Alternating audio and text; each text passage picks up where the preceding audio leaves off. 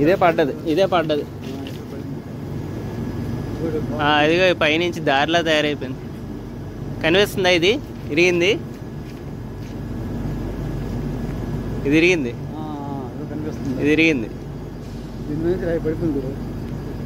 ఇలా పడ్డది, ఫ్రెష్ పడ్డది. ఇదిగోండి, ఎంత మట్టి ఉండదు కదా, మట్టితో సహా పడిపోయింది.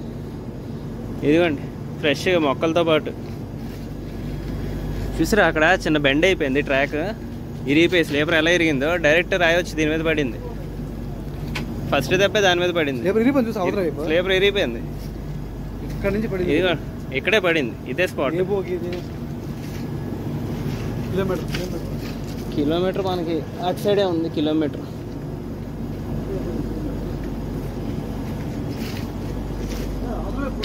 ఓహో,